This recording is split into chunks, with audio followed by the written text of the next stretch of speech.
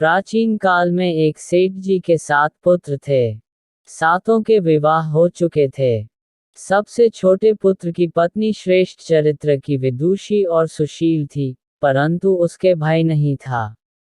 एक दिन बड़ी बहू ने घर लीपने को पीली मिट्टी लाने के लिए सभी बहुओं को साथ चलने को कहा तो सभी धलिया और खुरपी लेकर मिट्टी खोदने लगी। तभी वहां एक सर्प निकला, जिसे बड़ी बहू खुरपी से मारने लगी। ये देखकर छोटी बहू ने उसे रोकते हुए कहा, मत मारो इसे, ये बेचारा निरपराध है। ये सुनकर बड़ी बहू ने उसे नहीं मारा। तब सर्प एक ओर जा बैठा। तब छोटी बहू ने उससे कहा, हम अभी लौट कर आती हैं, तुम यहाँ से जाना मत।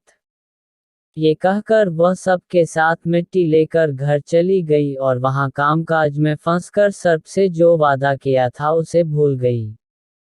उसे दूसरे दिन वह बात याद आई तो सबको साथ लेकर वहां पहुंची और सर्प को उस स्थान पर बैठा देखकर बोली, सर्प भैया नमस्कार। सर्प ने कहा, तू भैया कह चुकी है, इसलिए तुझे छोड़ देता हूँ, नहीं तो झूठी बात कहने के कारण तुझे अभी डस लेता।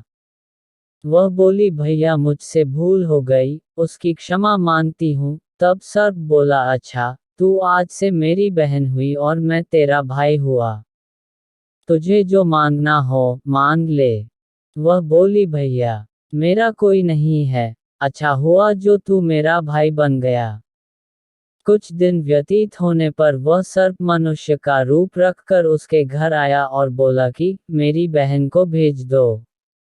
सबने कहा कि इसके तो कोई भाई नहीं था, तो वह बोला, मैं दूर के रिश्ते में इसका भाई हूँ, बचपन में ही बाहर चला गया था। उसके विश्वास दिलाने पर घर के लोगों ने छोटी को उसके साथ भेज दिया। उसने मार्ग में बताया कि मैं वही सर्प हूँ, इसलिए तू डरना नहीं और जहाँ चलने में कठिनाई हो वहाँ मेरी पूंछ पकड़ लेना। उसने कहे अनुसार ही किया और इस प्रकार वह उसके घर पहुंच गई। वहां के धन ऐश्वर्य को देखकर वह चकित हो गई।